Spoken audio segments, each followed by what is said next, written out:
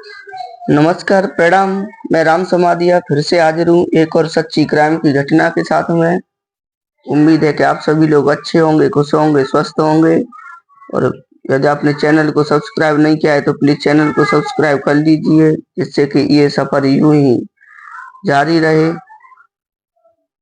डोंगरी इलाके में रहने वाला एक 7 साल का लड़का जो मोहल्ले में अपने ही साथ के बच्चों के साथ खेलता है और पास के ही चाचा की दुकान से मीठी गोलियां खरीदता है। पिता मुंबई पुलिस में एक ईमानदार सिपाही हैं। खैर वक्त बीतता है। अब उसकी उम्र इस समय 69 ईयर्स है, हो चुकी है, 69 साल। अभी अचानक से कुछ समय पहले एक खबर आई थी पाकिस्तान से कि उसे जहर दे दिया गया है। पूरा देश ठप पड़ जाता है। पाकिस्तान एक तरीके से वहां पे सारी जो है सर्वर डाउन हो जाते हैं। सोशल मीडिया के ट्विटर और गूगल ये भी डाउन पड़ जाता है। इधर भारत में भी हलचल बढ़ जाती है और मुंबई पुलिस यह जानने में जुट जाती है कि भारत के मोस्ट वांटेड अंडरवर्ल्ड के डॉन को सच में जहर जो है दिया गया है या ये सिर्फ एक मजाक या अफवाह है। अब डोंगरी के इलाके में रहने वाले और पाकिस्तान में कथित तौर पर जहर का शिकार होने वाले इस शख्स का नाम दाऊद इब्राहिम है। एक समय ऐसा भी था जब उस समय की बम्बई और आज की मुंबई, तो मुंबई की सड़कों पर दाऊद का नाम पुकारने की भी हिम्मत कोई नहीं करता था। साल 1955 में महाराष्ट्र के रत्नागिरी में दाऊद इब्राहिम पैदा हुआ। दाऊद के माता पिता ने उसका नाम शेख दाऊद इब्राहिम कासकर रखा। पिता शेख इब्राहिम अली कासकर मुंबई पुलिस में हवलदार हुआ करते थे।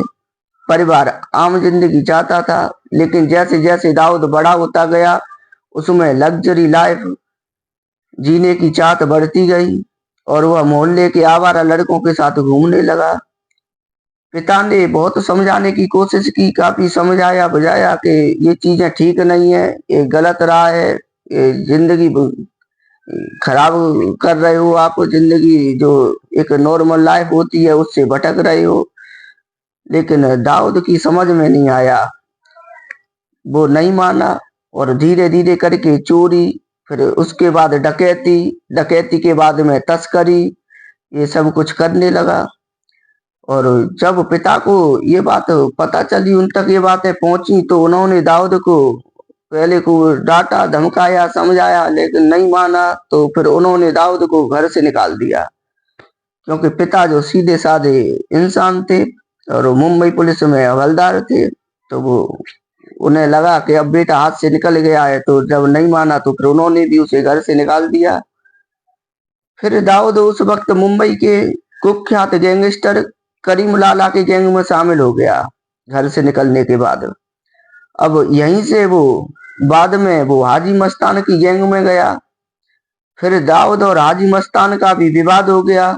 तो अब उसे दाऊद को लगा कि पहले करीम लाला की गैंग में, फिर हाजी मस्तान की गैंग में, उसे कहीं ना कहीं लगा कि कुछ मजा नहीं आ रहा, कुछ बड़ा करते हैं।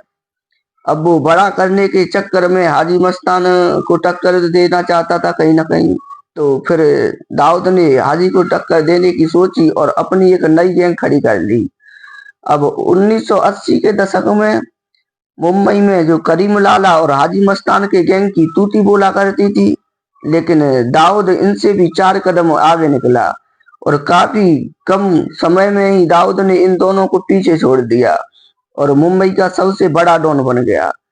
इसके बाद मुंबई के ही पठान गैंग ने जो दाऊद के भाई शब्बीर को मार दिया।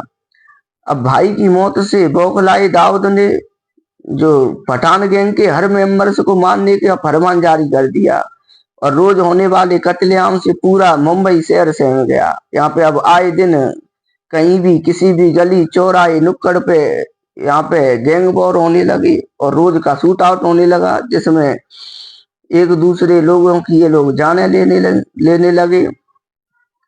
अब पुलिस को भी ये डर रहता है जब ऐसे सरेआम ऐसे गैंग वॉर होती हैं तो कहीं इनके चक्कर में कोई आम आदमी ना फंसे और शांति भंग होती है, लोगों में डर का माहौल होता है।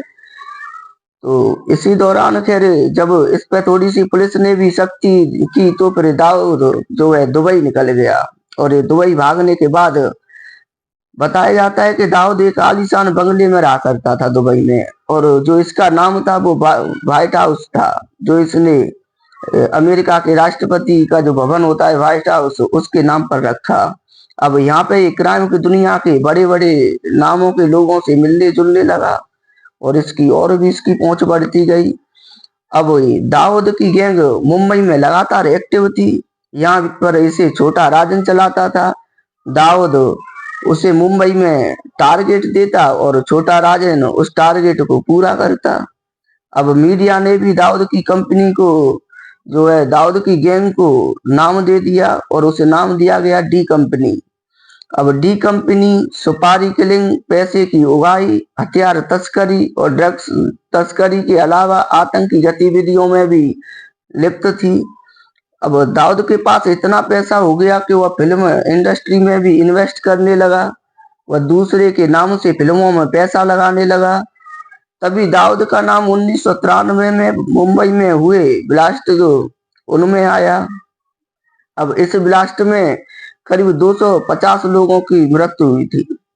इसके बाद में मुंबई पुलिस एक्टिव हुई और दाऊद का दखल खत्म करने के लिए एनकाउंटर ऑपरेशन शुरू किया। और जब ये एनकाउंटर ऑपरेशन शुरू किया तो इसमें 1, 2, 4, 5 लोगों के एनकाउंटर नहीं, बल्कि इसमें इतने एनकाउंटर हुए कि ये संख्या सैकड़ों पे पहुंची। और सैकड़ों लोगों का जो है एनकाउंटर करने के बाद में जो इसके गैंग के मेंबर्स थे उनका एनकाउंटर करने के बाद में तब कहीं जाकर के दाऊद का मुंबई से प्रभाव हटा। 1993 की घटना के बाद दाऊद भारत सरकार ने दाऊद को जो है मोस्ट वांटेड अपराधी घोषित कर दिया। 2003 में भारत ने अमेरिका की मदद से दाऊद को ग्लोबल टेररिस्ट यानी कि वैश्व के आतंकवादी घोषित करा दिया। अमेरिका की एक फोर्ब्स मैगजीन आती है जिसने 2011 में दुनिया की मोस्ट वांटेड टॉप 10 की जो है सूची जारी की, और इस की लिस्ट में दाऊद पहले नंबर पर था। दावा तो खैर ये भी किया जाता है कि 26/11 में हुए हमले में भी दाऊद का हाथ बताया जाता है। खैर कई साल भी बीत गए, दाऊद अब भी पाकिस्तान में है, लेकिन कई सालों से उसकी एक भी तस्वीर सामने नहीं आई है।